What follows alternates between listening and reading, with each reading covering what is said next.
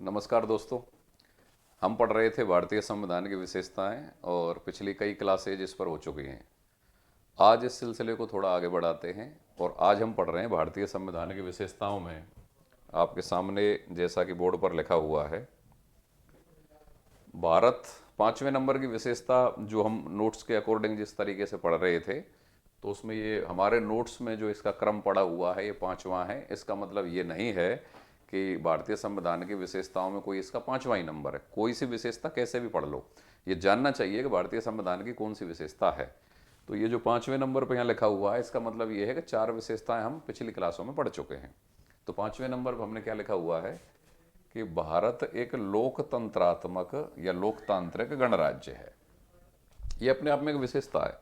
Examiner ये सवाल पूछेगा कि निम्नलिखित में से भारतीय संविधान की कौन सी विशेषता है या नहीं है, इस तरीके से अगर वो पूछे और वो डाले कि भारत लोकतांत्रिक गणराज्य है, तो आपका जवाब होना चाहिए कि हाँ है। मतलब लोकतांत्रिक गणराज्य होना भारतीय संविधान की अपने आप में एक विशेषता है। अब यहीं से आगे सवाल बनेगा कि साहब लोकतांत्रिक गणराज्य किसे कहते हैं, तो वो समझ लें।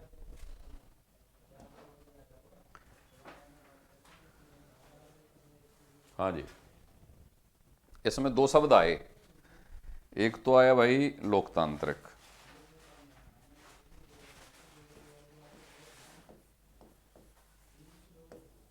लोकतांत्रिक, और एक आया गणराज्य।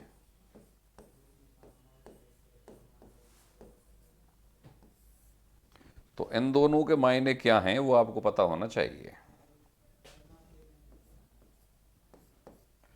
भारत एक लोकतांत्रिक गणराज्य है, बिल्कुल है। तुरंत विद्यार्थी के दिमाग में एक सवाल आएगा कि साहब लोकतांत्रिक किसे कहते हैं और गणराज्य किसे कहते हैं।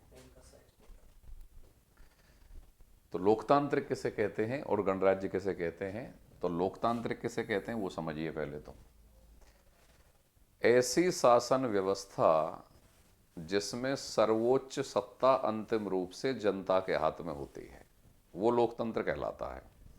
आप किसी से पूछोगे कि लोकतंत्र किसे कहते हैं, विद्यार्थी जवाब देंगे, ज़्यादातर विद्यार्थी जवाब देंगे, सीधे जवाब देंगे, जनता का, जनता के लिए, जनता द्वारा शासन लोकतंत्र कहलाता है। ये लोकतंत्र के बारे में अब्राहम लिंकन की परिभाषा है। लोकतंत्र की एकमात्र और सर्वमान्य परिभाषा नहीं है, अब्राहम लिंकन की परिभाषा है। ऐसे तो दुनिया में कितने लोगों ने लोकतंत्र की परिभाषा दी है।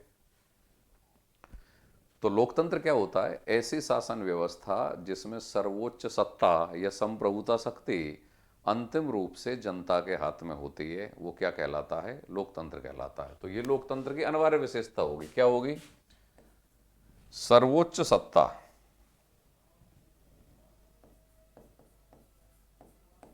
सर्वोच्च सत्ता, या जिसको आप संप्रभुता भी बोल सकते हो, वो किस में होनी चाहिए? जनता में।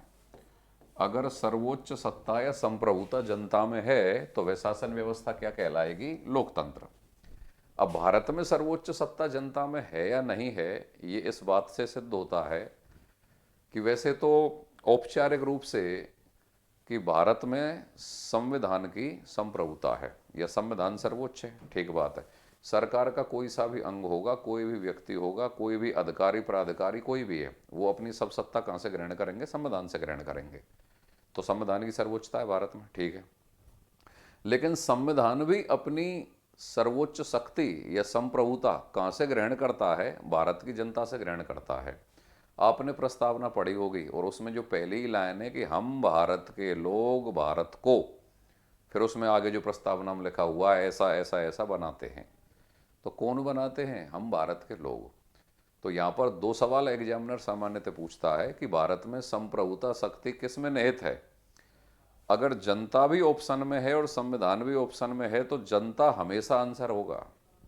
और अगर जनता ऑप्शन में नहीं है कि भारत में संप्रभुता शक्ति किस में निहित है या भारत में सर्वोच्च सत्ता किस में निहित है, फिर एग्जामिनर ऑप्शन दे दे व्यवस्थापका, कार्यपालिका, न्यायपालिका, संविधान, तो फिर उत्तर क्या आ जाएगा? संविधान।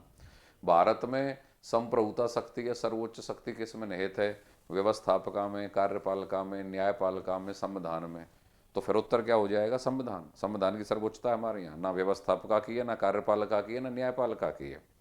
लेकिन वहीं पर अगर एग्जामिनर ये सवाल डाल दे कि भारत में संप्रभुता शक्ति अंतिम रूप से किसके हाथ में है? व्यवस्थापिका, कार्यपालिका, संविधान, भारतीय जनता। तो फिर उत्तर क्या आ जाएगा? अब की बार भारतीय जनता उत्तर हो जाएगा। यद्यपि भारत में संविधान की सर्वोच्चता है, लेकिन संविधान भी अंतिम रूप से अपनी सत्ता या शक्ति कहाँ से प्राप्त करता है? भारतीय जनता से प्राप्त करता है। तो ये चीज़ आपको आनी चाहिए। तो यहाँ पे गौर करें, लोकतंत्र ऐसी शासन व्यवस्था जिसमें सर्वोच्च सत्ता किसके हाथ में होती है? जनता के हाथ में। अगर किसी देश में सर्वोच्च सत्ता या संप्रभुता शक्ति वहाँ की जनता के हाथों में है अंतिम रूप से, तो वह देश कैसा होगा? लोकतांत्रिक होगा। तो भारत में यद्यपि संविधान की संप्रभुता है, लेकिन संविधान भी अंतिम रूप से अपनी सत्ता किससे प्राप्त करता है? भारतीय जनता से, जैसे कि भारतीय संविधान की प्रस्तावना में निहित है। तो इसलिए भारत क्या हो गया? लोकतांत्रिक। दूसरा शब्द आया कि गणराज्य किसको कहते हैं? भारत लोकतांत्रिक गणराज्य है, ठीक है, लोकतंत्र की विशेषता तो आपने देख ली। दूसरा शब्द आया कि साहब गणराज्य किसको कहते हैं? तो गणराज्य को समझिए किसको कहते हैं। गणराज्य ऐसी शासन व्यवस्था होती है जिसमें राज्य का मुखिया या हेड ऑफ स्टेट या राज्य का मुखिया या हेड ऑफ स्टेट कैसा होना चाहिए? निर्वाचित। राज्य का मुखिया कैसा होना चाहिए? निर्वाचित। अगर किसी शासन व्यवस्था में राज्य का मुखिया निर्वाचित है, तो वह शासन व्यवस्था क्या कहलाती है? गणतंत्र या गणराज्य कहलाती है। उसमें गणतांत्रिक शासन व्यवस्था होगी। तो भारत में राज्य का मुखिया कौन है भाई? राष्ट्रपति। यहां जो हम बार बार राज्य शब्द का प्रयोग कर रहे हैं, उस राज्य का मतलब आप ये ना समझें कि उत्तर प्रदेश, मध्य प्रदेश, छत्तीसगढ़ ये राज्य नहीं है। राजनीति विज्ञान की दृष्टि से राज्य, जिसको हम आम बोलचाल की भाषा में देश बोलते हैं ना, उसको राजनीति विज्ञान में राज्य कहा जाता है। इंग्लिश में उसको स्टेट बोला जाता है। और ये जो प्रांत जिनको हम राज्य बोलते हैं, ये इनको प्रांत बोला जाता है। स्टेट इनकी अगर हिंदी है तो ये भारत के संदर्भ में है कि भारत में कितने स्टेट हैं, भारत में कितने प्रांत हैं। अगर आप सब्जेक्ट राजनीति विज्ञान की हैसियत से देखोगे तो राज्य का मतलब जिसे हम आम बोलचाल में जो देश बोलते हैं ना, जैसे भारत, पाकिस्तान, अमेरिका, चाइना, राजनीति विज्ञान की परिभाषा में ये राज्य हैं। और जिन्हें हम आम बोलचाल में राज्य बोलते हैं, जैसे यूपी, एमपी, मध्य प्रदेश, राजस्थान, वो राजनीति विज्ञान की परिभाषा में उस राज्य की इकाइयां या प्रांत हैं।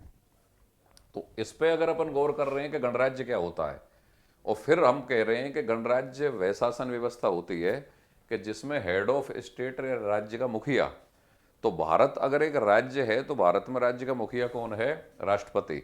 तो गणराज्य ऐसा शासन व्यवस्था होती है जिसमें गणतांत्रिक शासन व्यवस्था पाई जाती है, जिसमें राज्य का मुखिया या हेड ऑफ स्टेट अगर निर्वाचित है तो वह शासन व्यवस्था क्या होती है? गणतांत्रिक होती है। ठीक है भाई। अब भारत में जो राज्य का मुखिया है वह कौन है? राष्ट्रपति। भारत में राज्य का मुखिया कौन है? राष्ट्रपति। अब राष्ट्रपति निर्वाचित होता है कि नहीं होता, ये आप देखिए। राष्ट्रपति का चुनाव होता है कि नहीं होता? होता है। तो भारत एक गणतंत्र है। भारत क्या है? एक गणतंत्र है। यहां पे आप ये अंतर भी कर लें कि लोकतंत्र अलग चीज है और गणतंत्र अलग है। लोकतंत्र और गणतंत्र को कई लोग समान समझ लेते हैं या एक ही समझ लेते हैं, तो ये अंतर करें। लोकतंत्र वह शासन व्यवस्था जिसमें सर्वोच्च सत्ता किसमें नहीं तो जनता में। अगर ऐसा है तो वहां लोकतंत्र है। ऐसा हो सकता है कि कई देशों में लोकतंत्र तो हो लेकिन गणतंत्र ना हो। जैसे ब्रिटेन को ही लें कि ब्रिटेन में लोकतंत्र तो है क्योंकि शासन सत्ता या अंतिम संप्रभुता शक्ति वहां की जनता में निहित है, तो क्या है? लोकतंत्र है। लेकिन गणतंत्र नहीं है क्योंकि वहां राज्य का मुखिया, राजा या जो रानी है वो निर्वाचित थोड़ी है, निर्वाचित नहीं है वहां ब्रिटेन में। फिर क्या है? आनुवंशिक है कि उनका जो अगले उत्तराधिकारी हो जाएंगे वही वहां की राजा या रानी का ताज धारण करेंगे, और वो वहां के प्रतीकात्मक ही सही चाहे लेकिन राज्य के मुखिया हैं ब्रिटेन के। तो ब्रिटेन में हेड ऑफ स्टेट निर्वाचित नहीं है, आनुवंशिक है। गणतंत्र होने के लिए हेड ऑफ स्टेट निर्वाचित होना चाहिए।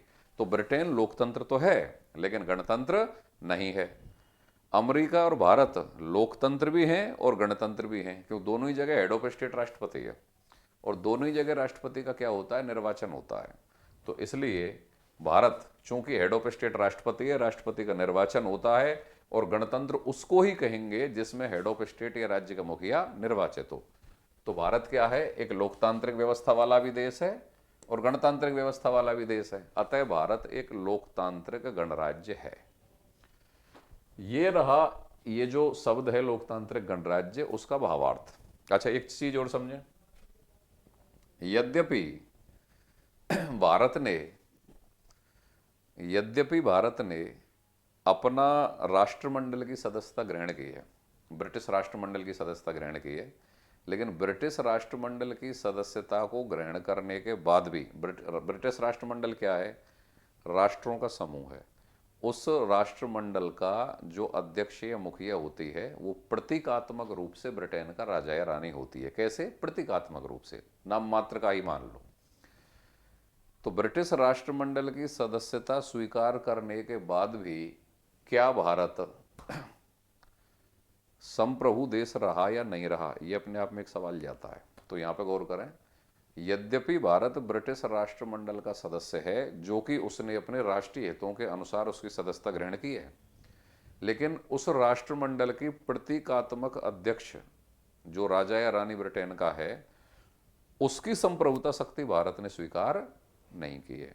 तो ब्रिटिश राष्ट्रमंडल का सदस्य होने के बावजूद भी भारत अपने आप में एक संप्रभु राष्ट्र है, लोकतंत्र है। भारत की संप्रभुता शक्ति भारत की जनता के हाथ में है। ब्रिटिश राष्ट्रमंडल का सदस्य होने के बावजूद भी उसकी मुखिया, वहां का राजा या रानी, उसके हाथ में भारत की संप्रभुता शक्ति नहीं है। भारत की संप्रभुता शक्ति भारतीय जनता के हाथ में है। अब यहां नोट्स पे पढ़ते हैं इसको, भाई ये नोट्स क्या कह रहे हैं आपके।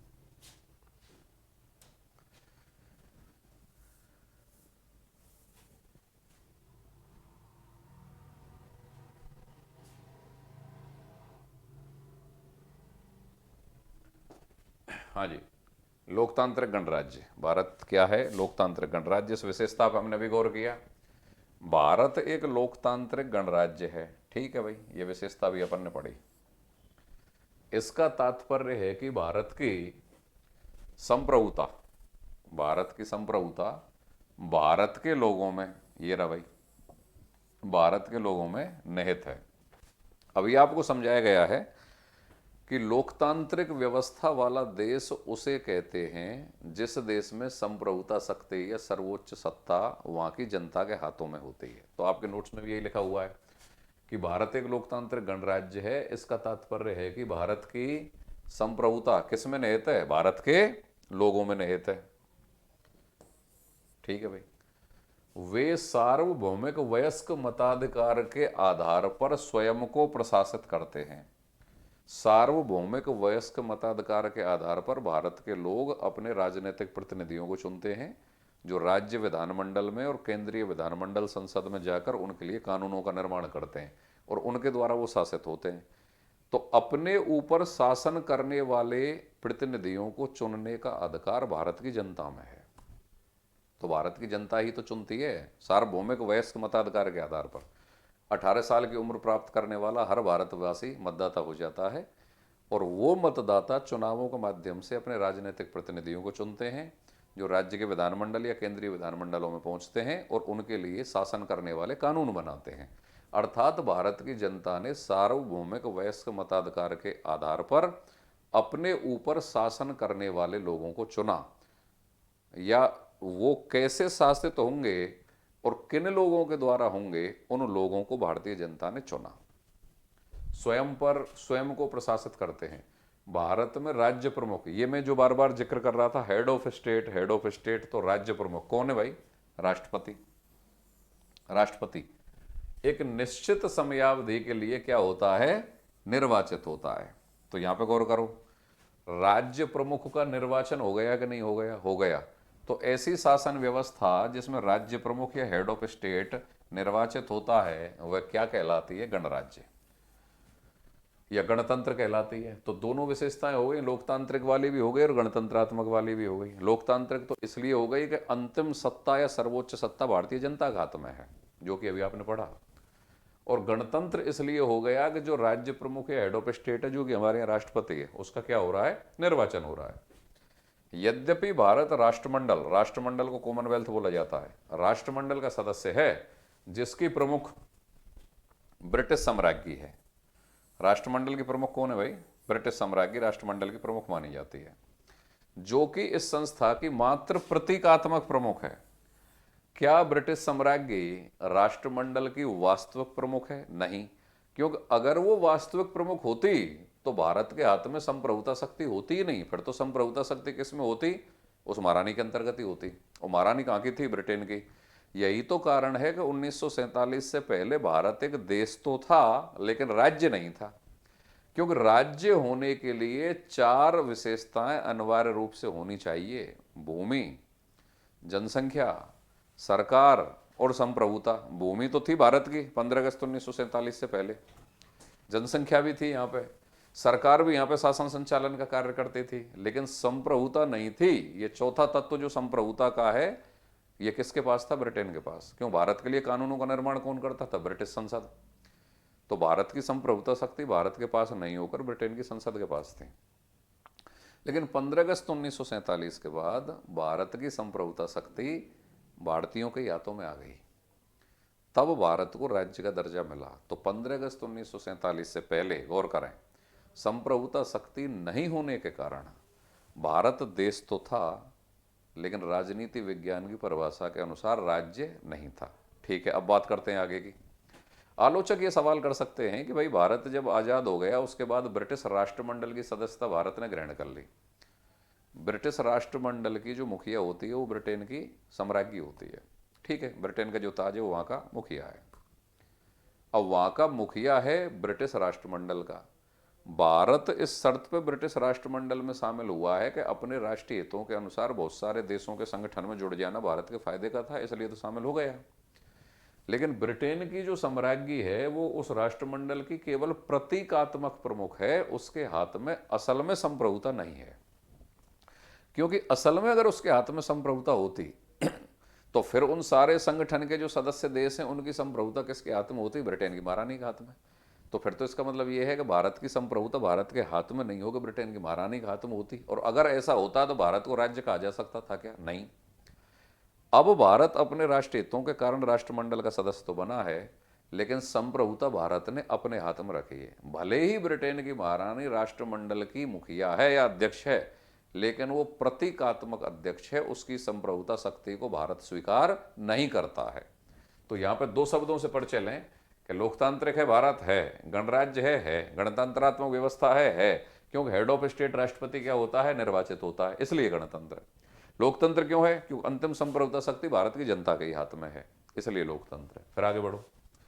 राष्ट्रमंडल में भारत की सदस्यता एक संप्रभु गणराज्य के रूप में उसकी मीन्स किसकी, भारत की स्थिति को प्रभावित नहीं करती। ये वही लाइन है जो मैंने अभी आपके सामने बोली कि राष्ट्रमंडल के सदस्य के रूप में जो संप्रभुता शक्ति है ना भारत की, वो किसी भी तरीके से प्रभावित नहीं हो रही है, उसकी स्थिति प्रभावित नहीं हो रही है, क्योंकि संप्रभुता शक्ति अंतिम रूप से भारत की जनता के हाथ में ही है। ये है इसका मतलब।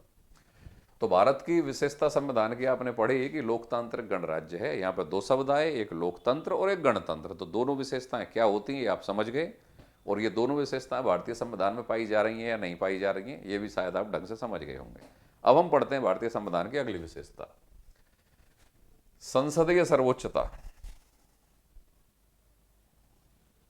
यहां पे गौर करें भाई, अगली विशेषता देखिए, संसदीय सर्वोच्चता तथा न्यायिक सर्वोच्चता के मध्य समन्वय पाया जाता है भारत के संविधान में। तो यहां 2 शब्द आपके सामने आए, एक तो संसदीय सर्वोच्चता और एक दूसरा शब्द आया भाई आपके सामने, न्यायिक सर्वोच्चता। इनका मतलब क्या होता है वो समझिए। ये तो आप समझे कि भारत के संविधान में संसदीय सर्वोच्चता तथा न्यायिक सर्वोच्चता के मध्य समन्वय पाया जाता है। अब क्या होती है संसदीय सर्वोच्चता, क्या होती है न्यायिक सर्वोच्चता, ये 2 शब्दों पर हम बात करते हैं। अगर सवाल डाला जाए कि भारत में किसकी संप्रभुता पाई जाती है या किसकी सर्वोच्चता पाई जाती है, और ऑप्शन डाल दें चार: संसदीय सर्वोच्चता, दूसरा कार्यपालिका की सर्वोच्चता, तीसरा न्यायपालिका की सर्वोच्चता, तो विद्यार्थी सामान्यतः जो जवाब देंगे वो न्यायपालिका के साथ चले जाएंगे, क्योंकि ये मान लिया जाता है कि भाई संसद में या कार्यपालिका में, मतलब संसद का मतलब व्यवस्थापिका, व्यवस्थापिका में और कार्यपालिका में सब नेता बैठते हैं, और नेताओं के बारे में सामान्य विचार जो आम भारतीय का जो देखा जाता है वो एक नकारात्मक भाव है। नेता का मतलब क्या है? नेता का मतलब क्या है? बेईमान है, भ्रष्ट है, कम पढ़ा लिखा है, बदतमीज है। मतलब नेता का स्वरूप क्या है? फिल्मों को देख देख के ऐसा दिमाग में हो गया कि नेता को अपनी सकारात्मक छवि बनाना बड़ा मुश्किल हो गया है भारत जैसे देश में। तो उसको वो सर्वोच्च शक्ति एक आम भारतीय है जो पढ़ने की शुरुआत कर रहा है वो नहीं देगा। फिर वो किसको देगा? न्यायपालिका पे वो हमेशा बिलीव करता है, क्यों? न्यायपालिका की सामान्यतः आलोचना या फिल्मों में भी अगर आपने देखा होगा, नेताओं को रिश्वत लेते देखा होगा, अधिकारियों को देखा होगा, लेकिन फिल्मों में भी शायद ये चीज़ नहीं दिखाई जाती है कि जिस जजों को रिश्वत लेते हुए नहीं देखा होगा। बहुत कोई रेयर कोई केस बाई चांस कोई हो तो एक अलग बात है। तो न्यायपालिका के प्रति आम भारतीय का विश्वास अभी भी बना हुआ है, क्योंकि इस प्रकार के लेखक न्यायिक भ्रष्टाचार की रिपोर्ट भी अखबारों में कम आती हैं, उसके ऊपर फिल्में भी कम बनती हैं, एडिटोरियल भी कम छपते हैं, तो इसलिए जो थॉट है उनके बारे में वो सकारात्मक ही है। तो अगर ये सवाल आए कि भारत में किसकी सर्वोच्चता पाई जाती है, व्यवस्थापिका की सर्वोच्चता, न्यायपालिका की सर्वोच्चता, कार्यपालिका की सर्वोच्चता, एक झटके में कई मैंने स्टूडेंट तमाम से पूछा कि हाँ भाई किसकी सर्वोच्चता है? सब न्यायिक सर्वोच्चता, क्योंकि संविधान की अंतिम व्याख्याकार सुप्रीम कोर्ट है, तो उसी की सर्वोच्चता होगी। उत्तर गलत है। भारत में ना ही तो संसदीय सर्वोच्चता पाई जाती है। संसदीय सर्वोच्चता किसको कहते हैं? दो शब्द आपके सामने आए, एक तो संसदीय सर्वोच्चता,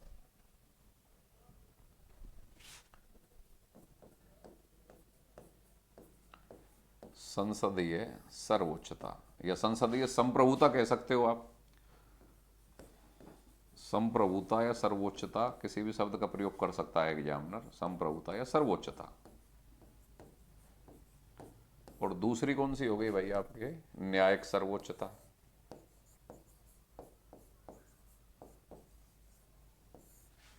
न्यायिक सर्वोच्चता या न्यायिक संप्रभुता, ठीक है।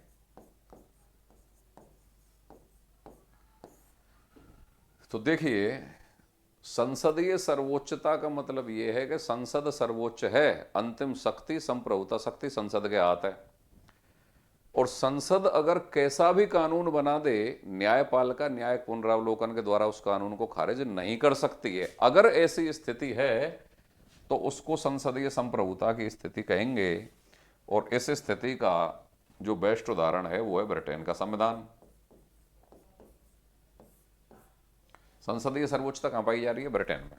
संसदीय सर्वोच्चता क्या होती है कि संसद सर्वोच्च है और सर्वोच्च सत्ता या सर्वोच्च संप्रभुता किसके हाथ में है? संसद के हाथ में।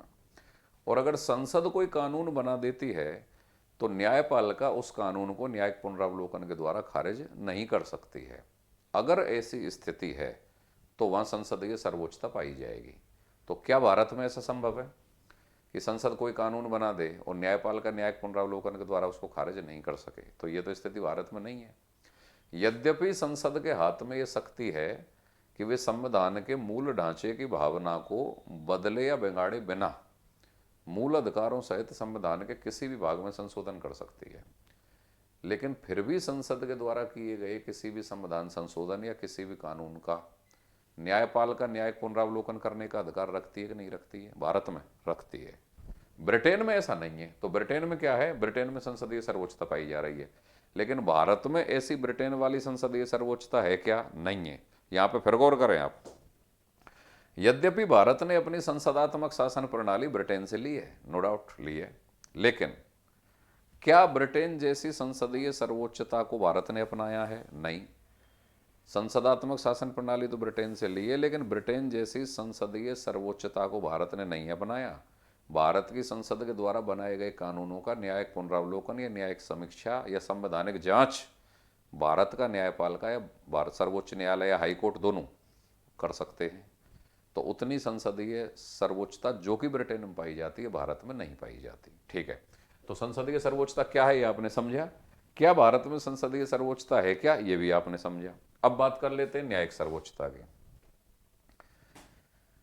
न्यायिक सर्वोच्चता, यहां पे गौर करिए, दो सिद्धांत न्यायपालिका के पाए, मतलब न्यायपालिका के कुछ सिद्धांत हैं, उनमें से हम दो सिद्धांतों पर बात करते हैं। विधि की उचित प्रक्रिया,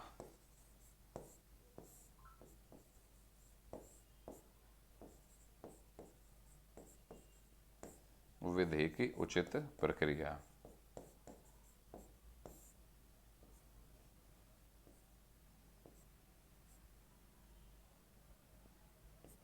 विधि की उचित प्रक्रिया, और एक है विधि के द्वारा स्थापित प्रक्रिया।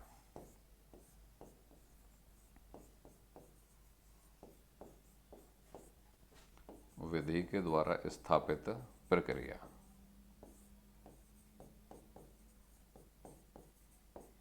हाँ जी, यहां गौर करिए। देखो, अगर थोड़ा डेप्थ में हम जाएंगे तो भारत की जो न्यायपालिका है विधि के द्वारा स्थापित प्रक्रिया नामक शब्दावली के आधार पर कार्य करती है। विधि के द्वारा स्थापित प्रक्रिया। अमेरिका की जो न्यायपालिका है विधि की उचित प्रक्रिया नामक शब्दावली के आधार पर कार्य करती है। हालांकि भारत की न्यायपालिका ने बाद में अनुच्छेद 21 का बहुत ज्यादा विस्तार किया और मेनका गांधी वाद 1978 में आया था। इसमें विधि के द्वारा स्थापित प्रक्रिया के साथ साथ विधि की उचित प्रक्रिया को भी अपनाया था। और इस वाद के बाद, मतलब 1978 के बाद, भारतीय न्यायपालिका में एक प्रवृत्ति पनपी, और जब वो विधि के द्वारा स्थापित प्रक्रिया के साथ साथ विधि की उचित प्रक्रिया के आधार पर भी निर्णय देने लगी। दोबारा समझे सरल भाषा में, भारत की न्यायपालिका सामान्यतः विधि के द्वारा स्थापित प्रक्रिया नामक शब्दावली के आधार पर अपने न्यायिक निर्णयों का संचालन करती है, न्यायिक निर्णय देती है। मतलब कौन सी प्रक्रिया को अपनाती है? विधि के द्वारा स्थापित प्रक्रिया। ठीक है। अमेरिका की न्यायपालिका विधि की उचित प्रक्रिया को अपनाती है। इसको मैं और सरल भाषा में तोड़ता हूं, और बिल्कुल सरल भाषा में लो आप। विधि के द्वारा स्थापित प्रक्रिया का मतलब है कि जैसा विधि या कानून कहती है उसके अनुसार वैसा न्याय कर देना। ठीक है भाई। लेकिन कई बार सिचुएशन ऐसी भी हो सकती है कि घटनाएं तो दुनिया में हजारों प्रकार की या लाखों प्रकार की हो सकती हैं। हर प्रकार की घटना की व्याख्या के लिए कोई जरूरी नहीं कि आपका कोई कानून बना हुआ हो या कोई संविधान में लिखा हुआ हो। ऐसा कोई जरूरी नहीं कि हर प्रकार की घटना संविधान से मैच ही कर जाए आपकी, या संविधान जो लिखित फॉर्म में है उसके अकॉर्डिंग ही कोई घटना हो रही हो। ऐसा भी तो हो सकता है कि बहुत सी घटना ऐसी होती हैं जिनका जिक्र संविधान के किसी भी अनुच्छेद और उनमें उपबंधों में हो ही नहीं। तो ऐसी स्थिति में जो न्यायाधीश अपने स्वविवेक के अनुसार जो उचित है वैसा निर्णय करना, उसको बोलते हैं विधि की उचित प्रक्रिया। स्वविवेक के अनुसार परिस्थितियों के संदर्भ में जैसा उचित है वैसा निर्णय करना, इसको क्या बोलेंगे? विधि की उचित प्रक्रिया। और इस पे अमेरिका का संविधान यहां संचालित है। हालांकि बाद में भारत के संविधान में भी इस उचित प्रक्रिया को अपना लिया गया है, लेकिन मैक्सिमम जो निर्णय भारत की न्यायपालिका के आते हैं वो विधि के द्वारा स्थापित प्रक्रिया के आते हैं। तो यहां पे आप दो बातों पर गौर करो कि विधि के द्वारा स्थापित प्रक्रिया के आधार पर जो निर्णय दिया जा रहा है वो जैसा आपकी विधि लिखी हुई है उस विधि के अनुसार निर्णय दिया जा रहा है। तो स्वविवेक का दायरा न्यायाधीश का कम रहेगा कि ज्यादा रहेगा? कम रहेगा, क्योंकि जैसी आपकी विधि बनी हुई है, जैसा आपका संविधान है, जैसा आपका कानून है, उसके अनुसार निर्णय दे रहा है वो। ठीक है। विधि की उचित प्रक्रिया, स्वविवेक के अनुसार परिस्थितियों के संदर्भ में जो उचित है वैसा निर्णय करना। तो स्वविवेक का दायरा अमेरिकी संविधान का आकार छोटा होने के कारण वहां के न्यायाधीश का बहुत ज्यादा बढ़ता है, बहुत ज्यादा बढ़ जाता है। अमेरिका के संविधान का आकार छोटा है तो न्यायाधीश का स्वविवेक का दायरा, न्यायपालिका के स्वविवेक का दायरा बहुत ज्यादा बढ़ेगा। और जैसे ही स्वविवेक का दायरा बढ़ेगा वैसे ही विधि के अनुसार परिस्थितियों के संदर्भ में जो उचित है वैसा निर्णय करना। तो उचितता की व्याख्या करने का निर्णय, उचितता की व्याख्या करने का अवसर न्यायाधीश का बढ़ेगा कि नहीं बढ़ेगा? स्वविवेक का दायरा बढ़ेगा कि नहीं बढ़ेगा? बढ़ेगा। तो इस पॉइंट पे गौर करिए। न्यायाधीश ह्यूजे, अमेरिका में एक न्यायाधीश हुआ है ह्यूजे। तो ह्यूजे क्या कहता है भाई? न्यायाधीश ह्यूजे कहता है कि अमेरिका में कानून वही है जो न्यायाधीश कहते हैं। ऐसा वो क्यों कह रहा है? क्योंकि न्यायाधीश के स्वविवेक का दायरा बहुत बढ़ गया है। स्वविवेक का दायरा जब ज्यादा बढ़ेगा तो फिर लिखित कानूनों के अनुसार उसको निर्णय करना पड़ रहा है या स्वविवेक के अनुसार निर्णय करेगा? स्वविवेक के अनुसार निर्णय करेगा। और जब स्वविवेक के अनुसार निर्णय करेगा तो वो विधि की उचित प्रक्रिया को अपनाएगा, क्योंकि विधि के अनुसार जो उचित है वैसा निर्णय करना, परिस्थितियों के अनुसार जो उचित है वैसा निर्णय करना, मतलब स्वविवेक का दायरा ज्यादा बढ़ा, मतलब न्यायपालिका ज्यादा मजबूत हुई। तो न्यायपालिका की सर्वोच्चता कहां पे होगी? अमेरिका। कब होगी? जब वो विधि की उचित प्रक्रिया को जितना ज्यादा अपनाएंगे उतनी ज्यादा न्यायपालिका क्या हो जाएगी? सर्वोच्च हो जाएगी। विधि के द्वारा स्थापित प्रक्रिया के आधार पर अगर निर्णय किया जाएगा तो विधि के द्वारा स्थापित प्रक्रिया का मतलब क्या है कि जैसा विधि ने स्थापित कर दिया है उसके अनुसार निर्णय करना। तो फिर वहां न्यायाधीश के स्वविवेक का दायरा कम रहेगा कि ज्यादा रहेगा? उचित प्रक्रिया की तुलना में क्या रहेगा? कम रहेगा। यह तो इन शब्दों का अंतर है। अब इसको थोड़ा प्रैक्टिकली समझते हैं अपन। भारत में जो न्यायपालिका है उस पर कार्यपालिका का बंधन या कंट्रोल या प्रतिबंधन काफी हद तक है। जैसे आप जानते होंगे, न्यायाधीशों की नियुक्ति कौन करता है? सुप्रीम कोर्ट और हाई कोर्ट के न्यायाधीशों की नियुक्ति कौन करता है? राष्ट्रपति। अब ये न्यायपालिका वाला जब अपन टॉपिक लेंगे तो इसको डिटेल में आएंगे। कोलेजियम प्रणाली, राष्ट्रीय न्यायिक नियुक्ति आयोग, फिर संविधान संशोधन, उसके बाद न्यायपालिका का निर्णय और उसको रिजेक्ट कर दिया न्यायिक नियुक्ति आयोग को, वापस कोलेजियम प्रणाली आ गई। एक लंबी डिबेट है। जब न्यायपालिका पढ़ेंगे तो काफी डेप्थ में आएंगे। फिलहाल तो सरल भाषा में इतना जाने कि भारत में न्यायाधीशों की नियुक्ति राष्ट्रपति के द्वारा होती है, जो कार्यपालिका का शीर्ष व्यक्तित्व है या कार्यपालिका का प्रमुख है, भारत की या केंद्रीय कार्यपालिका का प्रमुख है। ठीक है। दूसरी बात, न्यायाधीशों को महाभियोग जैसी ही एक प्रक्रिया के द्वारा हटाया जा सकता है जो संसद के अंतर्गत अपनाई जाती है। तो वहां पर व्यवस्थापिका का नियंत्रण हो गया। राष्ट्रपति के द्वारा नियुक्ति होती है तो राष्ट्रपति व्यवस्थापिका का हिस्सा भी है और कार्यपालिका का हिस्सा भी है।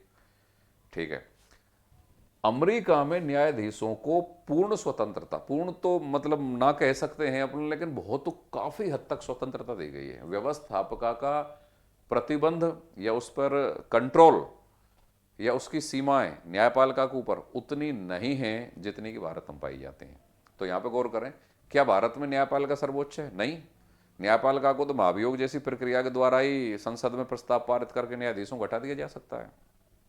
एक बात तो ना ही तो भारत में अमेरिका की इसी तरह न्यायपालिका की सर्वोच्चता है, ना ही ब्रिटेन की इसी तरह संसदीय सर्वोच्चता है। क्यों? ब्रिटेन में संसद जो कानून बना देती है, न्यायपालिका न्यायिक पुनरावलोकन करके ब्रिटिश संसद के द्वारा बनाए गए कोई भी संविधान में जो संशोधन किया जाता है उनको खारिज नहीं कर सकती है ब्रिटेन में न्यायपालिका। वहां न्यायिक पुनरावलोकन नहीं है। भारत में कर सकती है। तो ब्रिटेन की इस तरह संसदीय सर्वोच्चता भारत में नहीं पाई जाती। अमेरिका की इसी तरह न्यायपालिका की सर्वोच्चता अमेरिका जैसी नहीं पाई जाती, क्योंकि यहाँ न्यायाधीशों को संसद प्रस्ताव पारित करके हटा देती है। तो फिर भारत में क्या है? संसदीय सर्वोच्चता और न्यायिक सर्वोच्चता दोनों के मध्य समन्वय किया गया है कि संसद ने अगर कोई कानून बनाया और वह संविधान का उल्लंघन कर रहा है तो न्यायपालिका न्यायिक पुनरावलोकन करके उसको खारिज कर देगी। तो संसदीय कार्यों पर न्यायपालिका का नियंत्रण हो गया। तो संसदीय सर्वोच्चता नहीं रही, ब्रिटेन जैसी नहीं रही।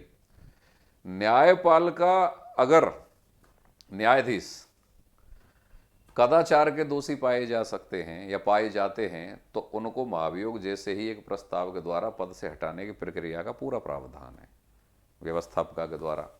तो न्यायपालिका पर व्यवस्थापिका का नियंत्रण हो गया भारत में। तो ना तो संसदीय सर्वोच्चता और न्यायपालिका की सर्वोच्चता, दोनों के मध्य समन्वय पाया जाता है। यही राइट आंसर है। अब इसको पढ़ो आप।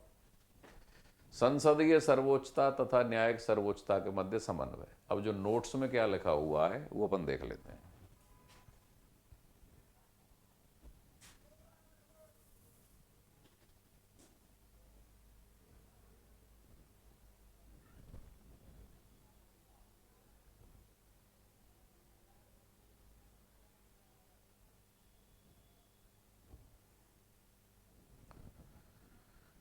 हाँ जी, संसदीय सर्वोच्चता और न्यायिक सर्वोच्चता के मध्य समन्वय। भारत में ना ही तो ब्रिटेन की तरह संसदीय सर्वोच्चता पाई जाती है, और ना ही अमेरिका की तरह न्यायिक सर्वोच्चता पाई जाती है। लेकिन भारत में इन दोनों के मध्य समन्वय, ये पॉइंट गौर करिए, ये क्या लिखा हुआ है, संसदीय सर्वोच्चता तथा न्यायिक सर्वोच्चता के मध्य क्या पाया जाता है, समन्वय। यही राइट आंसर है कि मध्य समन्वय किया गया है। भारत में संवैधानिक सर्वोच्चता पाई जाती है, ये पॉइंट पकड़ो।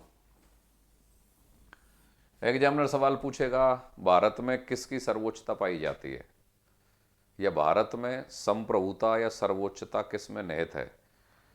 व्यवस्थापिका की सर्वोच्चता, कार्यपालिका की सर्वोच्चता, न्यायपालिका की सर्वोच्चता, संविधान की सर्वोच्चता। संविधान की सर्वोच्चता मतलब संवैधानिक सर्वोच्चता, तो क्या उत्तर आ जाएगा, संवैधानिक सर्वोच्चता। ठीक है, दूसरा सवाल, भारत में किसकी सर्वोच्चता पाई जाती है, कार्यपालिका की सर्वोच्चता, व्यवस्थापिका की सर्वोच्चता, संवैधानिक सर्वोच्चता, या सर्वोच्चता शक्ति या संप्रभुता शक्ति भारतीय जनता में निहित है।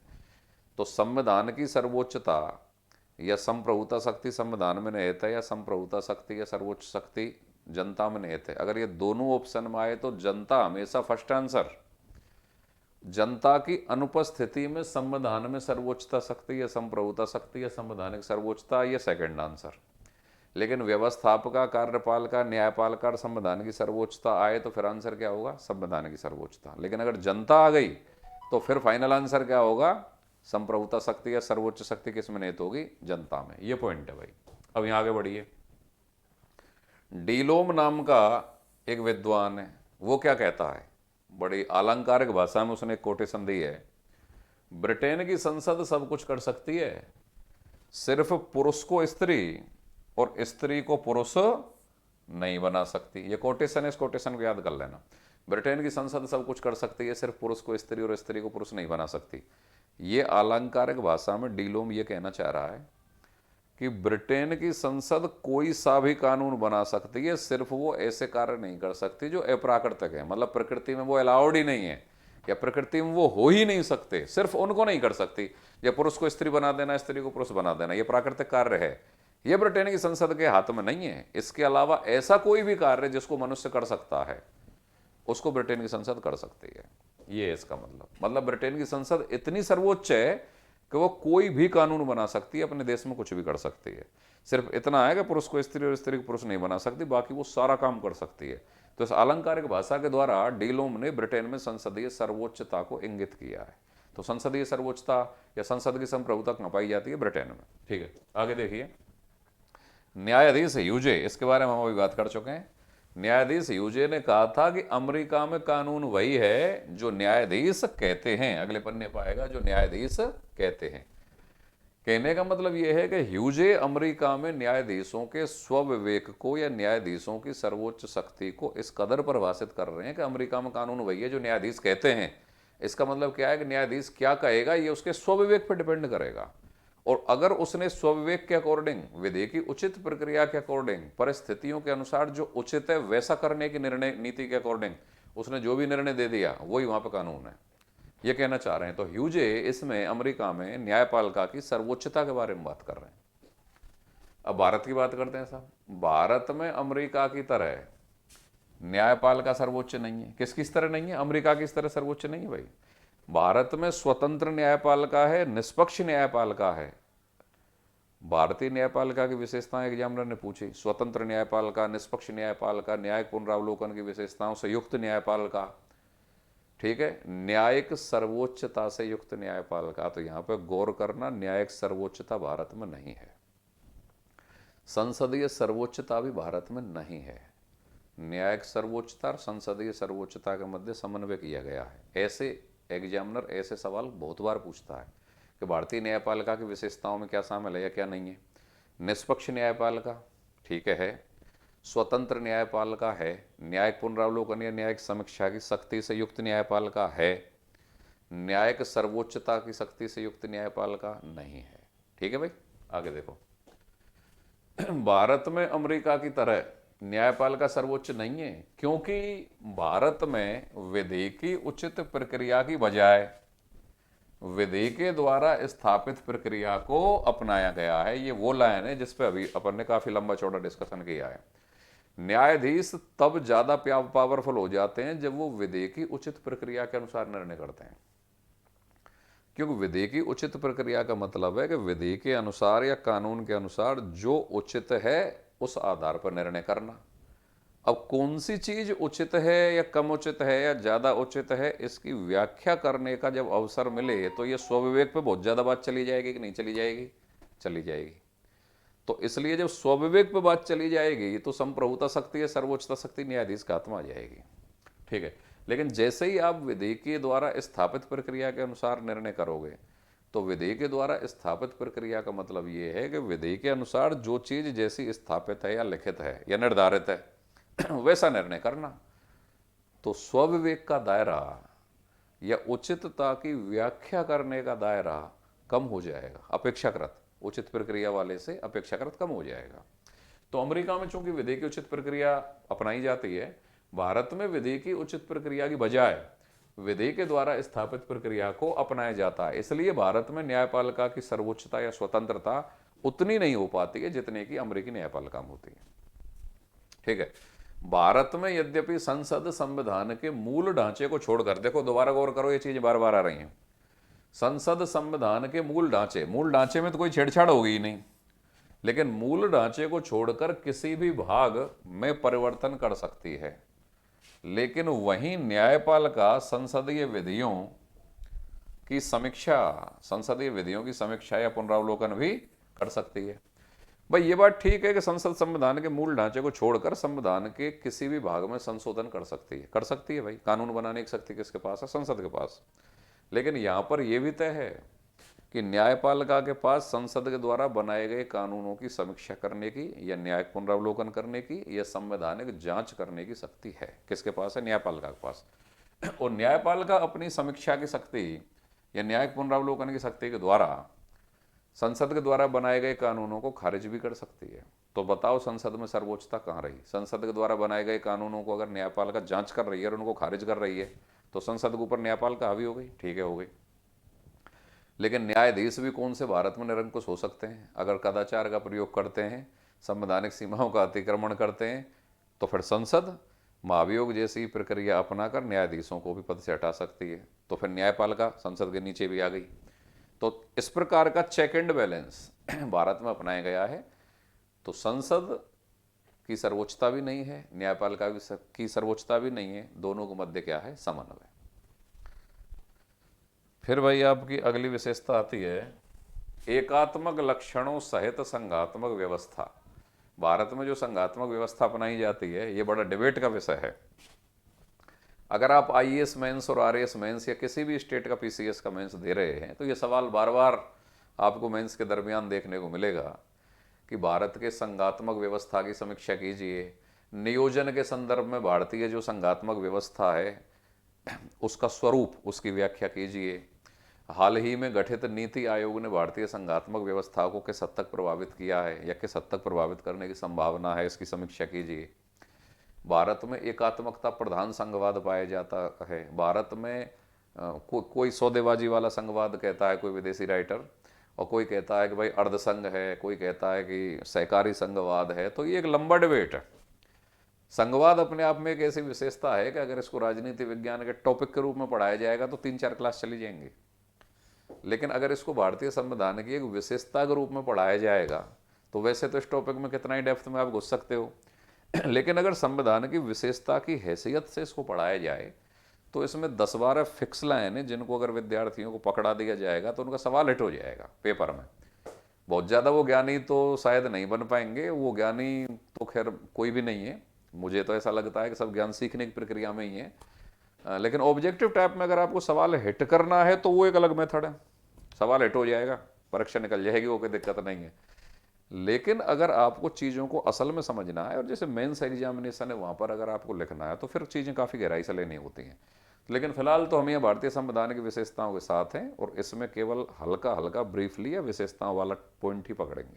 तो यहाँ पे गौर करें, एकात्मक लक्षणों सहित संघात्मक व्यवस्था। देखो यहाँ 2 शब्द आए आपके सामने, एकात्मक लक्षणों सहित संघात्मक व्यवस्था। ये कह क्या रहा है?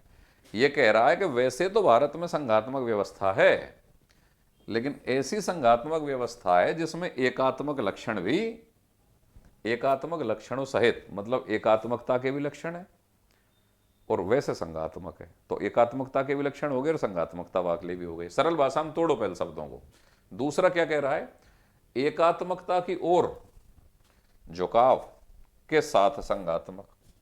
कहने का मतलब क्या है कि वैसे तो झुकाव एकात्मकता की ओर है तो संघात्मक, लेकिन उसका झुकाव क्या है, एकात्मकता की ओर है।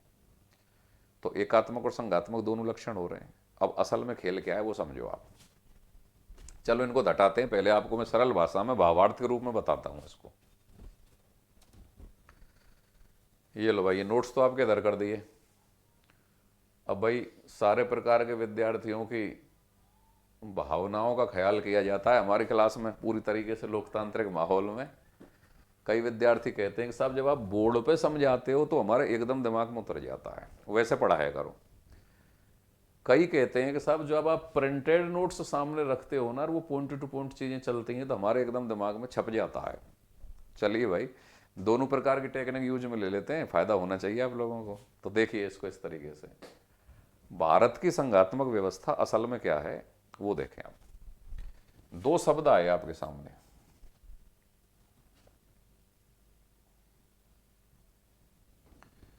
एक तो आया एकात्मक और एक आया संघात्मक।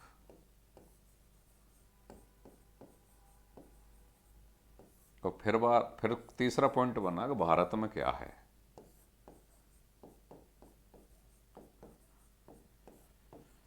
मैं इस टॉपिक को उतनी गहराई में नहीं लूंगा जितना कि राजनीति विज्ञान सब्जेक्ट में बड़ी परीक्षाओं के लिए असिस्टेंट प्रोफेसर, स्कूल लेक्चरर या आईएएस मेंस या आरएएस मेंस में डिस्क्रिप्टिव टाइप। अब तो खैर आरएएस मेंस में बड़ा हल्का पॉलिटी आता है, जैसे जब सब्जेक्ट चलते थे तो काफ़ी ठीक ठाक होता था। या आप आईएएस मेंस के जैसे पेपर उठा के देखोगे तो वहाँ जिस रेंज पे सवाल खुलता है उतना तो मैं यहाँ नहीं लूँगा, लेकिन इतना ले लूँगा कि आपको समझ में आ जाए कि इसका पूरे का मतलब क्या है और सवाल आए तो हमको क्या करना है। तो देखिए एकात्मक क्या होता है, संघात्मक क्या होता है और भारत में स्थिति क्या है। तो पहला सवाल तो यहीं पे गया कि किसी शासन व्यवस्था को कि वह एकात्मक है या संघात्मक है, इसके पहचान का मुख्य आधार क्या है। तो किसी शासन व्यवस्था को एकात्मक कहा जाए या संघात्मक कहा जाए, वैसे तो उसमें तीन विशेषताएं अनिवार्य रूप से होनी चाहिए, लेकिन उन तीन में भी जो एक प्रमुख विशेषता है जो एकात्मक या संघात्मक होने का मुख्य आधार होती है वो ये है कि केंद्र व राज्यों के मध्य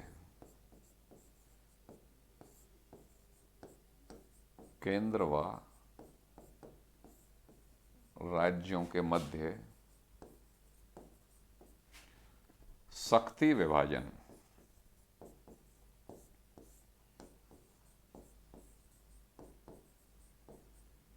यहां पे गौर करो और खासकर इस शब्द पे गौर करो, शक्ति विभाजन पे। केंद्र व राज्यों के मध्य शक्ति विभाजन। ऐसी शासन व्यवस्था जिसमें केंद्र व राज्यों के मध्य शक्तियों का विभाजन है तो वह शासन व्यवस्था संघात्मक है। लेकिन अगर सारी शक्तियां केंद्र में ही पाई जा रही हैं, मतलब केंद्र और राज्यों के बीच में शक्ति विभाजन नहीं है, सारी शक्तियां केवल केंद्र में हैं, तो वह शासन व्यवस्था एकात्मक है। यहां पर गौर करो, केंद्र व राज्यों के मध्य शक्ति विभाजन, समझ गए। लेकिन जब जब भी ये सवाल कई बार विभिन्न परीक्षाओं में जब पूछा जाता है तो तीन चार शब्द एक साथ डाल दिए जाते हैं कि किसी शासन व्यवस्था को एकात्मक कहा जाए या संघात्मक, उसका मुख्य आधार क्या है। तो आपके सामने तीन शब्द आएंगे, शक्ति विभाजन तो हो ही गया, एक शब्द आएगा भाई आपके सामने शक्ति पृथक्करण,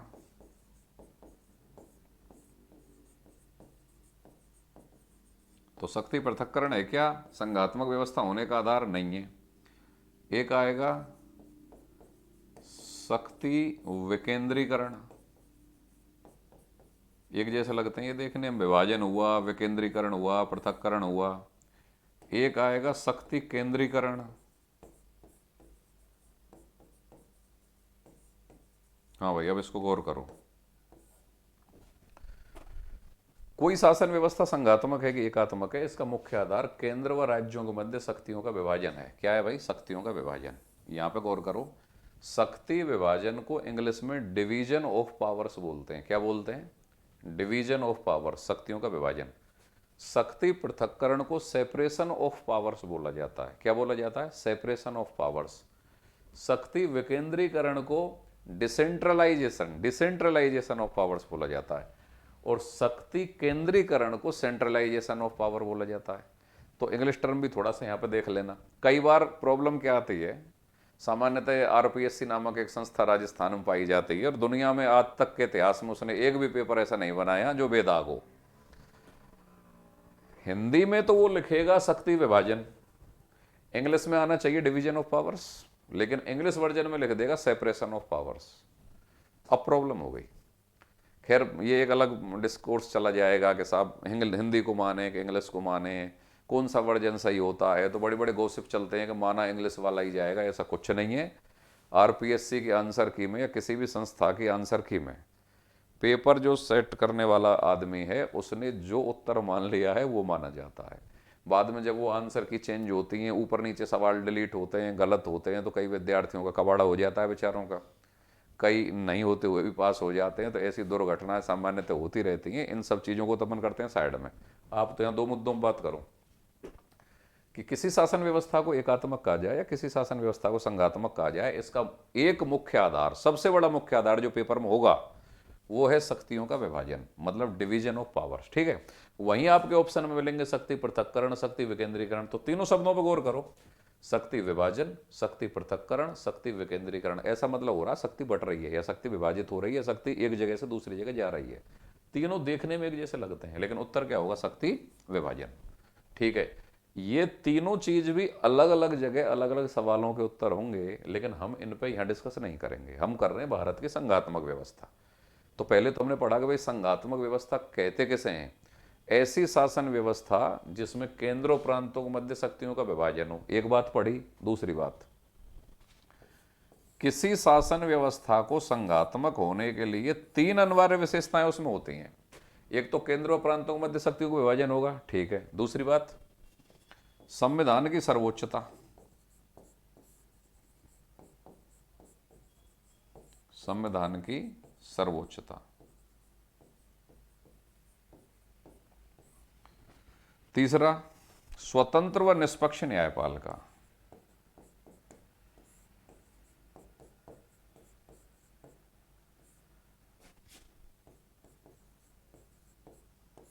स्वतंत्र व निष्पक्ष न्यायपालिका।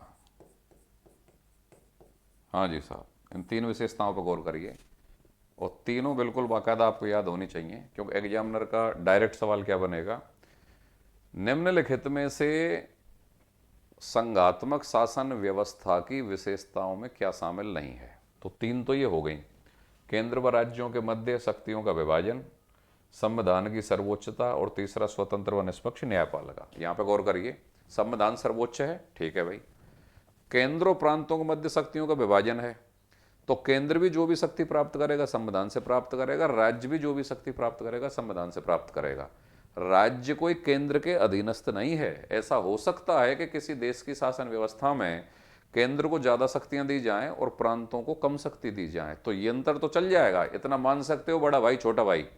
लेकिन यह संभव नहीं है कि राज्यों को शक्ति विहीन ही कर दिया जाए और सारी शक्ति केंद्र ही के पास रहे, या केंद्र जितनी उसकी मर्जी है उतनी शक्ति राज्य को दे और मर्जी नहीं है तो नहीं दे। ये चीज नहीं चलेगी। राज्य छोटा भाई है, उसको केंद्र की तुलना में कम शक्ति हो सकती है, लेकिन वो जितनी भी शक्ति प्राप्त करेगा उसका मालिक वो खुद है, और वो शक्ति कहां से लेगा? संविधान से लेगा। ऐसे समझ लो संविधान तो बाप है, केंद्र बड़ा भाई है, राज्य छोटा भाई है। तो छोटे भाई के हिस्से में जो कुछ भी सामान आ रहा है वो बड़े की दया पे या केंद्र की दया पे निर्भर नहीं है, वो संविधान उसको दे रहा है। तो राज्य भी शक्ति कहां से ले रहा है? केंद्र वो कहां से ले रहा है? संविधान से ले रहा है। केंद्र मतलब बड़ा भाई, वो भी शक्ति कहां से ले रहा है? संविधान से ले रहा है। तो शक्तियों का विभाजन, तो ये तो हो गई संविधान की सर्वोच्चता। फिर केंद्र व राज्यों के मध्य क्या हो गया? शक्तियों क्या हो गया? विभाजन, विभाजन भी हो गया। तीसरा जो पॉइंट है, स्वतंत्र व निष्पक्ष न्यायपालिका। ये क्यों जरूरी है? ये इसलिए जरूरी है कि अगर केंद्र और राज्यों के मध्य तनाव हो जाए या शक्ति के बंटवारे के संबंध में संघर्ष हो जाए, तो एक बढ़िया वाला बिचौलिया चाहिए कि नहीं चाहिए, जो स्वतंत्र भी हो और निष्पक्ष भी हो, जो ना तो केंद्र के दबाव में आए ना राज्य के दबाव में आए। तभी तो संघात्मक व्यवस्था ढंग से चलेगी, वरना केंद्र और राज्य संबंधों में टकराहट आ जाएगी और संघात्मक व्यवस्था चल ही नहीं पाएगी। केंद्र और राज्यों के मध्य तनाव की स्थिति में या विवाद की स्थिति में संघात्मक व्यवस्था के सही संचालन के लिए यह जरूरी है कि स्वतंत्र व निष्पक्ष न्यायपालिका अनिवार्य रूप से हो, तभी संघात्मक व्यवस्था चलेगी। तो ये तीन विशेषता तो संघात्मक व्यवस्था की अनिवार्य विशेषता है। लेकिन इसका मतलब ये नहीं है कि संघात्मक व्यवस्था में ये तीन विशेषताएं ही हों, नहीं, ज़्यादा विशेषताएं होंगी। जैसे कि दुनिया में शुद्ध संघात्मक व्यवस्था का उदाहरण अमेरिका। अब अमेरिका में, अब भारत ने कहाँ से ली अपनी संघात्मक व्यवस्था? कनाडा से लिए। फिर तुमने यहाँ पे जो ये बार बार शब्द पढ़ा है एकात्मक लक्षणों सहित संघात्मक व्यवस्था, कि है तो संघात्मक लेकिन उसमें एकात्मक लक्षण भी मौजूद हैं। एकात्मक शब्द जैसे ही आ जाए उसका मतलब ये मान लेना कि केंद्र को मजबूत किया जा रहा है। केंद्र को मजबूत करने की प्रवृत्ति अगर बढ़ रही है तो फिर एकात्मकता की प्रवृत्ति बढ़ रही है। और अगर केंद्र के अनुपात में राज्यों को भी मजबूत किया जा रहा है, या ज़्यादा से ज़्यादा मजबूत होते जा रहे हैं, या राज्य ज़्यादा से ज़्यादा स्वतंत्र होते जा रहे हैं, स्वायत्त होते जा रहे हैं, केंद्र का दबाव उन पर कम है, या अपने क्षेत्र में निर्धारित विषयों पर कानून बनाने की शक्ति राज्यों की बढ़ रही है, केंद्र का दबाव कम मान रहे हैं, मतलब ज़्यादा स्वतंत्र हो रहे हैं, ज़्यादा स्वायत्त हो रहे हैं, तो ये मान लेना संघात्मकता बढ़ रही है। ठीक है भाई, ठीक है। अब शुद्ध संघात्मक व्यवस्था कहाँ मानी जाती है? अमेरिका में। क्योंकि अमेरिकी संविधान अभी हम यहाँ पढ़ नहीं रहे, अगर आप उसको पढ़ोगे तो वहाँ पर राज्यों को बहुत ज़्यादा स्वतंत्रता और स्वायत्तता है। आपने भारत में संविधान संशोधन पढ़ा, संसद तमाम संशोधन ऐसे कर देती है जो अपने साधारण बहुमत से ही हो जाते हैं, मतलब संसद के ही साधारण बहुमत से हो जाते हैं और लागू पूरे देश पे होते हैं, राज्यों से पूछा भी नहीं जाता। लेकिन अमेरिका में बिना राज्यों के पारित हुए संविधान में संशोधन होते ही नहीं, मतलब ऐसे संविधान में संशोधन नहीं होते जो वहाँ की केंद्रीय विधानमंडल या संसद सिर्फ अपने आधार पर ही कर दे, राज्यों से बात ही ना करे, ऐसा नहीं होता वहाँ पर। तो वहाँ राज्य ज़्यादा पावरफुल हुए, बिल्कुल हुए। हालांकि अमेरिका में भी राज्यों को अपने संघ से अलग होने का अधिकार नहीं है, पावरफुल होंगे, स्वायत्त होंगे, स्वतंत्र होंगे, लेकिन इसका मतलब ये नहीं है कि देश से टूट के अलग भाग जाएंगे, ये भी नहीं है वहाँ पर। भारत में तो है ही नहीं खैर। इसलिए अमेरिका को बोला जाता है अविनाशी राज्यों का अविनाशी संघ। अविनाशी संघ का मतलब ऐसा संघ जिसका विनाश नहीं होगा, वो देश तो बना रहेगा, केंद्र और राज्यों की पावर्स भी बनी रहेंगी, लेकिन राज्य भी कैसे? अविनाशी। अविनाशी राज्यों का अविनाशी संघ, संघ अविनाशी है, राज्य भी अविनाशी है। अब भारत में तो संसद साधारण बहुमत से ही किसी भी राज्य की सीमा में कोई छेड़छाड़ कर सकती है, 2 राज्यों को तोड़ के 3 बना दे। तो भारत के संघ को क्या बोला जाता है? विनाशी राज्यों का। क्यों? भारत में तो राज्यों में आकार का छोटा बड़ा होना सामान्य बात है। भारत क्या है? विनाशी राज्यों का, मतलब राज्यों का विनाश हो सकता है, उनकी स्थिति में क्षेत्रफल में परिवर्तन हो सकता है। विनाशी राज्यों का अविनाशी संघ। संघ कैसा? भारत अविनाशी, लेकिन कैसे राज्यों का? विनाशी राज्यों का, मतलब राज्यों को 2 से 3 कर दे, 4 को 6 कर दे, संसद की शक्ति है, वो साधारण बहुमत से ही है। अमेरिका में अमेरिका की संसद ऐसा नहीं कर सकती। तो अमेरिका क्या है? अविनाशी राज्यों का अविनाशी संघ। खैर लंबा चला जाएगा टॉपिक, थोड़ा सा अपन शॉर्ट में लेते हैं। तो ये 3 अनिवार्य विशेषता संघात्मक व्यवस्था की हैं। अब भारत में कसो इनको। भारत में केंद्र व राज्यों के मध्य शक्ति विभाजन पाया जाता है, बिल्कुल पाया जाता है। आपने पढ़ा है संघ सूची, राज्य सूची, समवर्ती सूची, तो केंद्र और राज्यों के बीच में विषयों का बंटवारा कर दिया, ठीक है। दूसरा पढ़ा आपने कि संवैधानिक सर्वोच्चता भारत में है कि नहीं है? बिल्कुल है, संवैधानिक सर्वोच्चता पाई जा रही है। तीसरा आपने पढ़ा कि स्वतंत्र व निष्पक्ष न्यायपालिका भारत में पाई जाती है। तो भारत संघात्मक व्यवस्था होने की जो ये 3 अनिवार्य विशेषताएं इनको धारण करता है, अतः भारत संघात्मक व्यवस्था वाला देश है, हम मानते हैं। हमने अपने संविधान के अनुच्छेदों में भी लिख रखा है यूनियन ऑफ स्टेट, राज्यों का संघ। केवल संघ शब्द भारत के संविधान में प्रयोग नहीं हुआ है, उसकी जगह कौन सा शब्द प्रयोग हुआ है? राज्यों का संघ। ठीक है भाई, ये शब्द को पकड़ना। केवल संघ शब्द प्रयोग हुआ है क्या? नहीं हुआ, राज्यों का संघ। अब यहां से आगे विदेशी आलोचक आगे, उन्होंने कहा कि भाई साहब कहाँ है भारत में संघात्मक? भारत में तो केंद्र ज्यादा हावी है, एकात्मकता ज्यादा हावी है, संघात्मक विशेषताएं तो नाम मात्र की हैं। फिर हमने पूछा कि भाई कैसे हमारे यहाँ केंद्र हावी? तो आलोचकों ने कहा कि भाई सुन लो, कि जहां शुद्ध संघात्मक है जैसे अमेरिका, वहां व्यक्ति को दोहरी नागरिकता होती है, केंद्र की अलग और प्रांतों की अलग। भारत में कहाँ है नागरिकता? दोहरी, एक गहरी नागरिकता है, जो भी नागरिक है वो भारत का नागरिक है, और नागरिकता संबंधी कानूनों को बदलने का अधिकार संसद का है, राज्यों का है ही नहीं। तो संसद अगर कानून बनाती है और वो देश में लागू होते हैं तो वो एकात्मकता बढ़ेगी कि नहीं बढ़ेगी? मतलब केंद्र मजबूत होगा कि नहीं होगा? होगा। फिर आलोचकों ने कहा कि भाई देखो, एक गहरी नागरिकता, एक गहरा संविधान, शुद्ध संघात्मकता अमेरिका है, वहां दोहरा संविधान है, राज्यों का अलग है और केंद्र का अलग है। भारत में तो वही संविधान है जिसमें संसद परिवर्तन कर देती है तो केंद्र मजबूत है। एकेरी नागरिकता, एकेरा संविधान, एकेरी न्यायपालिका। और आपातकाल में भी तुमने देखा होगा राष्ट्रपति के पास आपातकाल की शक्ति है, 352, 356, 360। तो जब आपातकाल लगता है तो संसद पूरे देश के लिए कानून बनाती है। तो केंद्र मजबूत हो गया कि नहीं हो गया? हो गया। एकात्मकता बढ़ी कि नहीं बढ़ी? बढ़ी। पैरामिलिट्री फोर्सेज, पैरामिलिट्री फोर्सेज अगर राज्यों में जो लागू हैं पैरामिलिट्री फोर्सेज, इन पैरामिलिट्री फोर्सेज के अंतर्गत केंद्र मन चाहे जिस राज्य में पैरामिलिट्री फोर्सेज भेज देता है, केंद्र मजबूत है। निर्वाचन आयोग भारत सरकार का है और एमएलए और एमपी दोनों को चुनाव करवाता है, तो केंद्र मजबूत है। तो बहुत सारे कारक ऐसे हैं जिनमें केवल केंद्र मजबूत हो जाता है, राज्यों के हाथ में कुछ नहीं होता। तो विद्वान कुछ कहते भी हैं कि भारतीय संविधान ने एक हाथ से जो राज्यों को दिया है दूसरे हाथ से वो ले लिया है, मतलब सारी पावर केंद्र के हाथ में। तो ये डिबेट स्टार्ट हुई। केसीवियर नामक विद्वान कहता है कि भारत ज्यादा से ज्यादा क्या है भाई? भारत ज्यादा से ज्यादा, केसीवियर भारत को कहता है कि भारत अर्धसंघ है, मतलब पूरा संघ नहीं है। कैसा संघ है? अर्धसंघ। मोरिस जोन्स कहता है कि सौदेबाजी वाला संघ है। भारत कैसा संघ है? सौदेबाजी वाला संघ। ये सारी चीजें पढ़नी पड़ेंगी आपको और ये रटनी पड़ेंगी, ये पेपर में आते हैं। ग्रेनविल ऑस्टिन कहता है कि सहकारी संघ है, सहकारी संघवाद है भारत में। कैसा संघ है भारत? सहकारी संघ। तो एग्जामिनर बार बार ये सवाल पूछता है, सहकारी संघ कौन कहता है, सौदेबाजी वाला संघ कौन कहता है, अर्ध संघ कौन कहता है। अब हम क्या कहते हैं ये समझ लो, दुनिया हमें क्या कहती है ये मतलब नहीं है, हम क्या कहते हैं और हमारा संविधान क्या कहता है। कि हम हैं संघ, हमारे संविधान में लिखा हुआ यूनियन ऑफ स्टेट, ठीक है, दुनिया को कहने दो। आप अपनी कलम से ये कभी मत कहना कि हम संघ नहीं है। एग्जामिनर ने अगर सवाल पूछा कि भारत का संविधान कैसा है और उसने ऑप्शन दिए एकात्मक, संघात्मक, अर्धसंघात्मक और सौदेबाजी वाला संघात्मक, वापस सुन लो, एकात्मक, संघात्मक, सौदेबाजी वाला संघात्मक, अर्धसंघात्मक, तो तुम अपनी कलम से संघात्मक टिक करना, क्योंकि तुम्हारे संविधान में लिखा हुआ यूनियन ऑफ स्टेट, राज्यों का संघ, ठीक है।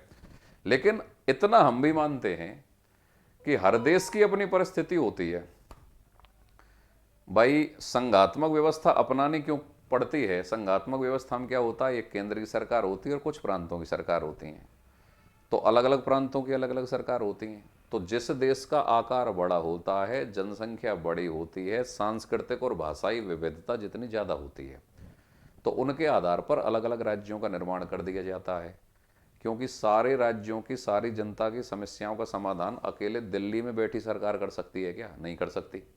तमिलनाडु के लोगों की क्या प्रॉब्लम है, तो अच्छा तो ये होगा तमिल भाषा बोलने वालों का एक राज्य बना दो, वहीं के अधिकारी शासन प्रशासन में लोग रहेंगे और उनकी समस्याओं को सॉल्व कर देंगे।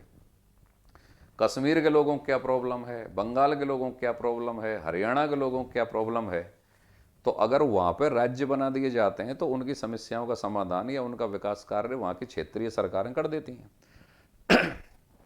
लेकिन अगर केवल दिल्ली में ही सरकार होती और कहीं पे भी नहीं होती पूरे देश में, तो देश में विकास कार्य, सामाजिक आर्थिक कल्याणकारी कार्यक्रमों को लागू करना ये मुश्किल होता कि नहीं होता, या कठिन होता कि नहीं होता? होता। तो जिस देश का आकार बड़ा होता है, जनसंख्या ज़्यादा होती है, भाषाई सांस्कृतिक विविधता जितनी ज़्यादा होती है, तो वहाँ मजबूरी बन जाती है कि कुछ केंद्र के अलावा कुछ राज्यों का भी निर्माण कर दिया जाए। इसलिए तो हमने संघात्मक व्यवस्था अपनाई। फिर यहाँ क्रॉस क्वेश्चन गया कि साहब जब संघात्मक ही अपनानी थी तो अमेरिका की इस तरह शुद्ध संघात्मक क्यों नहीं अपनाई, कनाडा से ही क्यों ग्रहण किया? कनाडा में क्या है कि है तो संघात्मक, लेकिन केंद्र को मजबूत बनाया गया है, तो भारत ने कनाडा से लिया। क्यों लिया? इसका भी एक लॉजिक है कि देश जब आज़ाद हुआ था तो हमारे संविधान बनाने वाले महान विद्वान ये ढंग से जानते थे कि भारत जब जब भारत में केंद्र कमजोर हुआ है या दिल्ली कमजोर हुई है, तब तब भारत विदेशी दासता का शिकार हुआ है।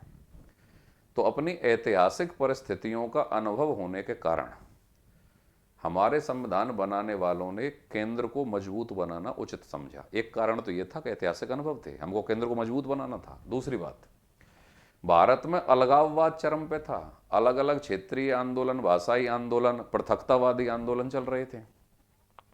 तो ऐसी स्थिति में देश को संगठित और मजबूत करने के लिए जरूरी था कि केंद्र को मजबूत बनाया जाए और उसको संवैधानिक उपबंधों में लिख के मजबूत बनाया जाए। क्योंकि देश के एकीकरण करने के लिए, देश को अखंडित रखने के लिए ये मजबूरी थी कि केंद्र मजबूत हो। जब देश अखंडित रह पाएगा, एकीकरण तभी रह पाएगा, इसलिए केंद्र को मजबूत बनाया गया। संघात्मकता क्यों अपनाई गई? जैसा कि मैंने आपको बताया, क्षेत्रीय विविधता, भाषाई विविधता, सांस्कृतिक विविधता, भौगोलिक विविधता, इन सब विविधताओं में समायोजन भी करना था और इनके लिए कुछ स्वतंत्रता, स्वायत्तता, सांस्कृतिक स्वायत्तता ये भी देनी थी। तो इसलिए तो राज्य बनाए गए। लेकिन क्यों केंद्र को मजबूत बनाते हुए संघात्मक बनाया गया, वो मैंने अभी आपको बताया कि देश के एकीकरण के लिए और अलगाववाद की समस्याएं बढ़ रही थी, उनको रोकने के लिए मजबूत केंद्र बनाना जरूरी था। इसलिए हमने अपनी संघात्मक शासन व्यवस्था, भले ही शुद्ध संघात्मक अमेरिका है, वहां से नहीं लेके हमारे देश की स्थितियों के अनुसार, कहां से ली? कनाडा से ली। और हर देश को यह अधिकार होता है कि अपने देश की परिस्थितियों के अनुसार, अपने राष्ट्रीय हितों के अनुसार वो कोई सा भी मॉडल चुन सकता है। तो हमने मॉडल कहां से लिया? अमेरिका से। वहां कहां से लिया? कनाडा से। भले ही शुद्ध संघात्मक अमेरिका है, अमेरिका से नहीं लिया हमने। हमारे देश की मजबूरी या हमारे देश की जरूरत, हमारे राष्ट्रीय हित हमको कहां से अलाउड कर रहे थे? कनाडा से अलाउड कर रहे थे कि मजबूत केंद्र के साथ संघात्मकता भी। अब एग्जामिनर 2 सवाल मैं आपके सामने डाल रहा हूं कि भारत कैसा देश है? एकात्मक, संघात्मक, अर्धसंघात्मक, सौदेबाजी वाला संघात्मक? तो अपनी कलम से टिक करना संघात्मक। लेकिन दूसरा सवाल सुन लो। आलोचक हम इतना तो मानते हैं कि हमने ऐसी संघात्मक व्यवस्था अपनाई है जिसमें केंद्र मजबूत हो। ठीक है, व्यवहार में हम हैं तो संघात्मक, लेकिन केंद्र को मजबूत बनाते हुए संघात्मक या केंद्राभिमुख संघात्मक, मतलब केंद्र की ओर उन्मुख, केंद्र को मजबूत बनाते हुए, केंद्र को झुकाव देते हुए, केंद्र की ओर झुकाव देते हुए, या एकात्मकता प्रधान, एकात्मकता प्रधान का मतलब केंद्र को प्रधान शक्ति देते हुए संघात्मक। ये तो हम भी मानते हैं कि हम हैं।